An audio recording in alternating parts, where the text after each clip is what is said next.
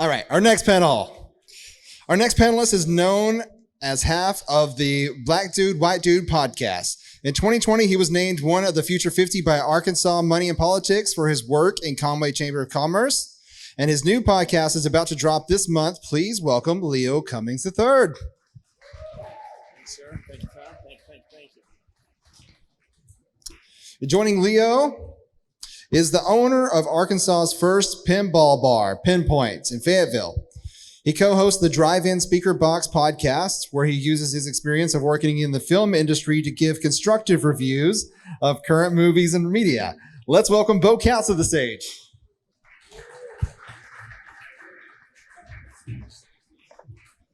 Gentlemen, just tell us about your content and how you got started in podcasting, please. We both get mics. We I both get to get be the mics. white Okay. dude. Is That's this right. Black Dude, White Dude all over again? That's right. Here we go. Let's talk about Let's stuff. do it. Hey, everybody. Let's just wake the room up just a little bit. I know cystic fibrosis is a hard topic to follow, so give it up for them one more time, though. And donate money, because a good cause is why we're here. But Leo, tell us about your podcast. Thanks, sir. Started Black Dude, White Dude about 6 years ago. A good friend of mine, white dude, by the name of Todd. It all started, we were sitting around looking at something. I don't even recall what it was, if I'm being honest. And my view on it was different, as I am black and he is white. Thought, maybe there's something to this. So we began having these podcasts and having these difficult conversations, sharing our different views. At times it would get heated. At times it was fairly nice. And then Air quotes around that nice? Nice, that's Okay. right. Thank you for the air quotes. And here's what I realized. Being a black man, I have zero issue talking about race. I can talk about race at any time. And some white people are not as comfortable talking about race. So I thought, maybe if we have on guests and not talk about race, we can invite some different folks in, bring in a different crowd, and then kind of Trojan horse some of the race stuff in there. So I say that was funny. Somebody liked that. I say that to say, so it was a wide variety. Todd and I would talk about race. We talk about politics. We talk about bourbon. We talk about our kids. We're both dads. And then we would have on guests from throughout the community and talk about what they had going on as well. Now. What do you talk about now? Now. What's the new show? Thank you. Like and subscribe. You know, I have not heard many of that today. I've not heard any of that, actually.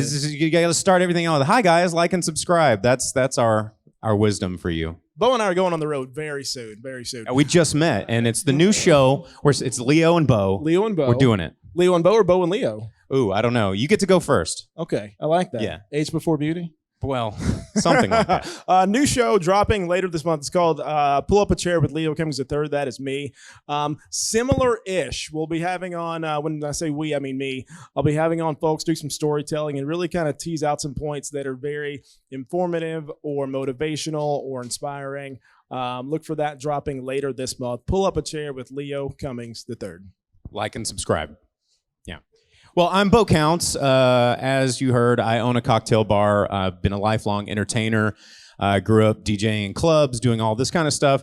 And then I started writing film reviews for a newspaper. And not to date my show a little while, what's a newspaper, you might ask? But it was an archaic information exchange scroll that would be brought to your door. But yeah, it was called the Drive-In Speakerbox because I love the drive-in. Shout outs to the 112 Drive-In in Fayetteville, 42 years, closed their door last weekend. Sad day. But anyway, it turned into a radio show while I was in college, and then it just kept going. Then it was a Vine. I did Vine reviews, if you guys remember that. And then Periscope. I remember Vine. Yeah, Vine. I remember Vine. Yeah, I wish I still had all those, but I didn't get quite as famous as Bo Burnham did. I was the other Bo that nobody watched on Vine. The lesser known Bo. But then Periscope happened and it changed the game. It was like live video. So we were broadcasting live in our radio station and getting to interact with our viewers. And it was really distracting because when you're speaking to a pre-recorded audience or a radio audience, you always want to include that third person in the room that can't speak, but when you introduce live video and comments, you're introducing a whole lot of people that will never shut up. And you're like, oh gosh, how do I introduce these people into the show? So we kind of ditched radio completely and went 100% digital. I mean, we tried podcasting in 2013 and everybody's like, you mean I have to download a radio show? And now it's it's the thing. And we went 100% live. We simulcast on Facebook, Twitch, and YouTube every week, 8 o'clock Central Standard Time on Mondays. And then we pump the audio out every week. And we have guests on. We talk about movies, mostly movies. And then we talk about how that relates to just living a good life. And as my pin says, it's my Wild Stallions pin. We try to teach everybody to be excellent to each other and party on, dudes. So everything goes back to film. I also co-host a TV show locally in KNWA in Fayetteville called Later, and it's all arts and entertainment based. So yeah, you can check out and like and subscribe that as well. Like and subscribe. Like and subscribe. Smash the button or whatever it is the cool people say. We're not on TikTok yet. I feel so old. But it's what you got to do. I'm on TikTok. See? Now Barely. I am older. Barely on TikTok. Just yeah. tiptoeing to TikTok. That's right. But yeah, that's what we do. We're Leo and Bo. It's the new show. It's happening right now. So, Bo, starting out in radio, that's obviously live, right? Mm-hmm. But now you're doing it again. You're streaming live again. So is there any fear of these recorded sessions where you're like, well, maybe I shouldn't have said that? Or maybe before you even start recording, you're like, I know I'm going to say my daily life. Yes. I know I'm going to say some bad things about this movie that I may regret later on. Well, I would say, are there any fears of that? Doing things live has been such a really good experiment for me because there is a safety net in editing, right? And, I've done stage stuff and then lots of live radio, and then I prefer my podcast to be recorded live. We just go, and it's not for everyone because you run out of things to say, but if you're naturally long-winded like me, you can just conversate with Nate or whoever is standing around for hours. But you put your foot in your mouth a lot, like constantly. And the trick is to always have a plan of every topic you're going to say. Like if you're going to be talking to a live audience and you're going to say something a little bit controversial, if we're going to start talking about race, I haven't prepared, but have an end game of what your point you're trying to make is, and as long you can tell a crass joke. You can put your foot in your mouth as long as you stick the landing. And that's what really a lot of this message is podcast is long form information anyway. So as long as by the time you figure out how to wrap this story up, then the journey is going to be with good intentions. So, and that in a world where everything is 160 characters and clipped, it's dangerous. But if people are consuming the whole bit, so to speak, because a lot of times when I'm on my show, I'm playing kind of a larger character myself. As long as you stick the landing, you're good. You didn't ask me that question, but I'm going to respond also. Good. So our show wasn't live, but we didn't edit, right? So what we recorded is what went out. Me being black and Todd being white, I think we both felt a pressure to represent our feelings, but knowing that we weren't representing like black nor white folks are the monolith, right? So it's like I'm representing Leo's thoughts. Todd was representing Todd's thoughts. But being able to have that in an open forum. And before that, we would say, okay, before we start this thing, we had a little thing. I don't even remember it now. It's basically, I respect you. I care about you. I'm going to listen to you. I'll be respectful. We're going to leave here as friends. So having that set on the front end, it's like whatever mess we went through from here to here, we know at the end, we're going to bro hug and shake hands. And then in this thing, we're still going to be good. Bow to each other, bow to your sensei. That's right. That's right. Be excellent to each other. That's right. And Leo, with your previous podcast, which it's had its final episode drop already. That's right. Right? Episode 100. Yes. We closed it down. Yes. So taking what you've learned from that and your new podcast that you're about to put out, what are some of the lessons that you learned from your previous sessions and your previous series that you're going to bring into the new series in a better way? Consistency would be the first thing. It was oftentimes my schedule, Todd's schedule, and then the schedule of the guest, or just life gets in the way, right? He's got 5 kids. I've got 2 kids. Both have like day jobs and whatnot. So consistency is part of it, right? It was supposed to be a couple times a month, and sometimes it was 1 time a month, and sometimes it was 3 times a month, just depending on what the month looks like.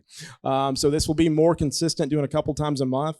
Dr. Philip Fletcher, you'll hear from later, him and I were talking about questions, right? And being able to find those questions, if you know that you want to take them down this road, being able to find an organic way to take them down this. Instead of, we had someone on who was kidnapped when she was in high school, her and her sister. So instead of saying, So you got kidnapped. Tell me about it, right? Finding a way to start about what the day looked like, how everything was a normal Sunday just like this. And then this person comes in, right? So being able to guide them not forcefully to the story. That was a big thing because, if you have someone like that and so this big thing happens, I think the thought is, I just want to get there, right? So, but you got to build up to get that conflict, right? It's like, tell me how this day looked like every other Sunday, and then this horrible thing happens. And 3, I think an unexpected thing, and I don't know if this fully answers your question. I don't recall how many guests we had on over the 6 years, but a lot of those folks wound up being friends, right? That was an unexpected thing for me. So I guess kind of knowing that when we would podcast for hour and a half, 2 hours, you have a drink with this person because we typically had an adult beverage while podcasting, and kind of gets people loosened up, if you will. There you go. Bo gets it. You wind up leaving that thing, and sometimes we would have difficult conversations with the guest, right? There's kind of a bond. I don't know if you've experienced this, but there's a bond that you form. At the end of that thing, it's like, geez, I like this person. I want to get a drink with this person not recording, right? And be able to hang out after that. There's been a lot of talk about the technical side of how to record, where to distribute, and I know you two have very different takes on that. So I wanted you to just sort of speak a little bit about, especially both something that nobody's talked about yet is streaming on Twitch and on YouTube and all the other places at the same time. Are you on Facebook too, streaming too? Okay, so what is that like versus Leo's approach, which is record the podcast and then put it out later, right? Post recording. Well, for us, most of our monetization comes from the live streams. Like Twitch is great if you can find an audience there. Like I've been chatting with our viewers right now on we have a Discord channel, and I'm like, hey, I'm here. A couple of them were going to try and come out tonight. They're like, oh, we're going to be there.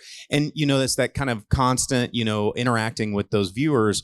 And that definitely changes the game because, you can go in with a plan of attack, and then someone just drops a really great question in the comments, and you just got to address that. And I find that has been so intoxicatingly attractive to me because sitting in a booth and I do that with the TV show. It's very close format. We record, we bond, but it's the 4 people in that room. But when I move to live, I'm bonding with people from all over the country all at once. And then, our stream, I use a service. It's a paid service called Restream. It's like restream.io. And, it'll pull the Facebook comments, the Twitch comments, and the YouTube comments and whatever all into one chat stream. And those people start to become friends. And then your viewers create a community that propels your brand farther than you can. I have like one of my biggest cheerleaders, like I don't know the guy. He's in Chicago and he's posting my stuff everywhere all over the online. And he interacts with my other viewers because everybody knows Vince because he's always tuning in. And so you get this really interesting ecosystem that gets created from recording in that different format. Ours is a lot more simple than that, right? It's like typically record on a Monday night and Wednesday it goes out, right? But talking about the community, I think that we experienced that as well. And the logo said it was black dude, white dude, and then it had my face and Todd's face. So it was kind of hard to get away from that, right?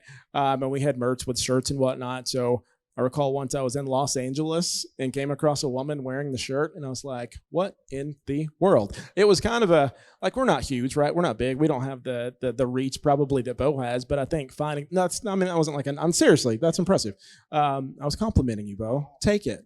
So that was a neat thing to say. I say that to say that it pulls community together, right? So even though we can come together and talk about whatever this issue is and have different opinions on it, still like, hey, we're still here having Discord in a very calm way, which I think is kind of a lost art with folks now, being able to have a discussion. And we don't have to agree on it. We also don't have to hate each other just because we don't feel the same way about it.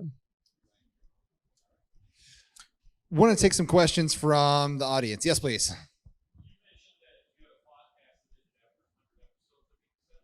That's correct.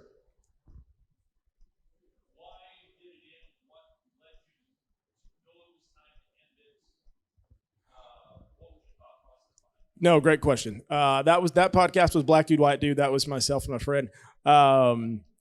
We were friends first, and then the podcast came second. And when it became the only time we would see each other or interact was podcast or podcast prep, we thought it made way more sense to continue the friendship and let the podcast go.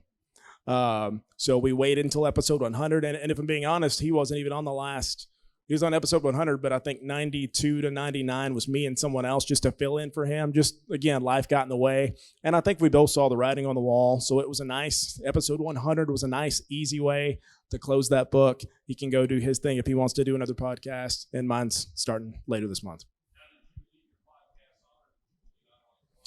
Say it's right there. So the new one will start right at top of it. So all those subscribers, followers are still there. It really didn't make any sense in my mind to start a brand new one because now if I tell you to go pull up a chair, you won't see an episode, but you'll see 100 episodes of Black Dude, White Dude. So if you were so inclined, you still got 100 episodes you can check out before the new stuff drops. And I wanted to pull over folks, obviously, from the old stuff to the new stuff because I'm still there, right? The content is still me in one way or another. So so it's all still there. And I'll talk a little bit more about that. When I went to a podcast convention last week, a couple weeks ago in Dallas, Pod Movement. If you've not been, go. Next year it's in Denver. I was talking with a rep from Libsyn, and he was saying if you're doing a rebrand, don't do another feed. Make sure you do the feed on top of that. So I'd made that decision prior to going, but that kind of helped reinforce that decision in my mind. Hard enough to get followers. Right. Why start over? Yeah.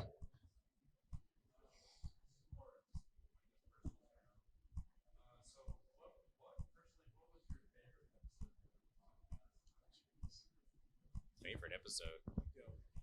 Well, of the TV show, my favorite episode, we had this chef come on who was so nervous and had never done anything on camera before. And it just breaking someone out of their cocoon that had so much talent, but just didn't know how to express themselves because they were never used to seeing somebody, in their face, talking to them and bringing it out. And then the episode was so amazing because there was a switch that went off and they transformed into a beautiful butterfly.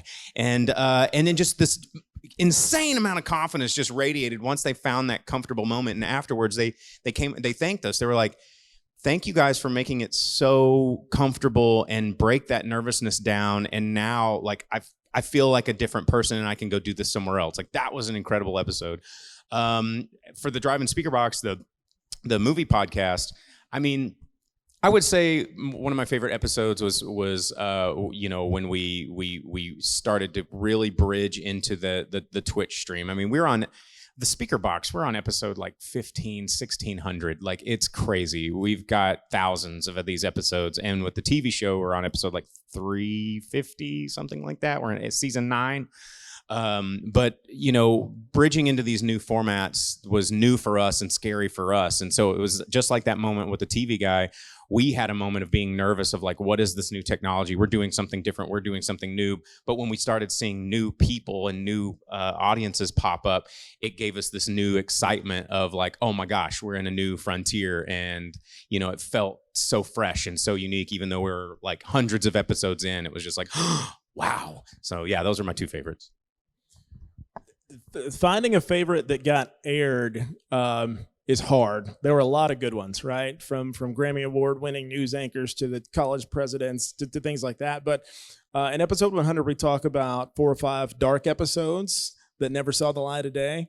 And one of those was actually my favorite. A local business owner who will remain nameless. You talk about creating an environment that's comfortable. We did that. We did that very well. And he was too comfortable. And he had made himself a lot more comfortable prior to coming with what he had ingested. So here's the deal. We got the real raw him, and I loved it and I appreciate it, but also because I respected him, that didn't make it, right? So the live show would have never worked with this particular individual. So that was honestly one of my favorites. And this guy is now a friend. I consider this guy a friend. And I think, honestly, me not airing that episode brought him in a little bit. He's okay, this guy, because that would have been funny, right? And he would have been the butt of a lot of jokes. But we chose not to air that because of that. One, I gained a friend. But as far as the most memorable, that was hands down the most memorable.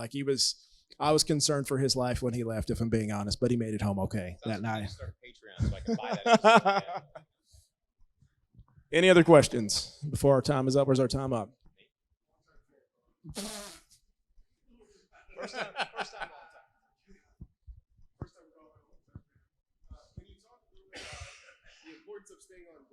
versus going where the guest maybe wants to go, even if it takes away from your brand?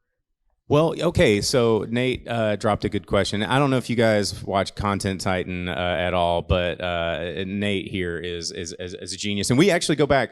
So one of the things, I know everybody's been talking about audio quality and stuff. I got my start in audio in film. That's one of the reasons film is so important to me. I worked in film and have been on a lot of movie sets, and audio is 50% of everything you see. So, but anyway, he asks about like importance of staying on brand. And, you know, one of the things I tell a lot of people that come to me asking about podcasts is, you know, if it's just two homies that just want to talk about their day, and it's like, well, yeah, I mean, everybody's a homie and everybody has a conversation, but what are those conversations? What is your brand? What are you telling these people? And for me, like with the Drive-In Speakerbox, it's very much about coming to our set, coming to our world, and being a part of this brand that we've created and talking about things that our listeners want to tune into. And, you know, unless you're a celebrity, I think, you know, everybody wants to know what all celebrities think. But, you know, you're interacting with customers for a specific reason. And viewers are customers, because eventually if you're trying to monetize this, they're the way they're going to pay you. They may not know how they're paying you, but they are. Like they were saying it with ads, like that your audience is watching your ads and that ad is paying you. So to stay on brand and to not ramble, like I am so often to do and am probably doing now, you know, you have to kind of coach your guests and coach your co-hosts and coach anybody that's on your show to make that consistent branding, because then when you are shopping it out, when you are looking for sponsors, when you are trying to get those ads, having a consistent, solid brand through your guests, your co-host, and your self-branding makes it so much easier to look more professional than just a couple of dudes hanging out talking about whatever they want to talk about. So I don't know if that answers your question, but close enough. Unless that is your brand, which is two guys just talking, hanging out, right? Because that's it. I'm Todd's looking at me like, is that weird? I'm like, no, not at all, because we got where we were going, but we also we meandered, we chased rabbits, right? It took a minute to get there. We're going to go back and tell 12 stories to tell this one story, but I think that was part of the brand, because our show was intentionally... Two different opinions coming together. That's right. It was intentionally conversational, and just like Bo and I could be talking about one thing, we take a minute to get back to what we were talking about, right? So that was the brand on our show. So it's kind of a different take on the question, but that's what ours was. It was supposed to, it wasn't by accident that it looked that way. It was supposed to look that way. Thank you, guys. So Leo, your new show. Yeah. We can find it if we search for either Pull Up a chair with Leo Cummings III. That's me, or Black Dude, White Dude. You can find it anywhere you find fine podcasts. With 100 episodes of back catalog of the other show. That's right. To prepare you for the new one, right? That is correct. That's correct. It's on, you can follow on Facebook and Instagram, and that's right. Facebook and the Instagram. Socials. That's right. All the that. socials. That's right. That's right. Bo, where can we hear you? Well, you can search for the Drive-In Speakerbox, Facebook, Twitch, YouTube, or anywhere you get podcasts. Drive-In has a hyphen, Speakerbox, all one word. Later with Jason Sewell comes on in Fayetteville, KNWA. And if you're ever in Fayetteville downtown, you can check out Pinpoint and ask for Bo. I'll probably come out and make you a cocktail or something. So awesome. Well, thank you, guys. Let's give them a hand. Yeah, thanks, everybody.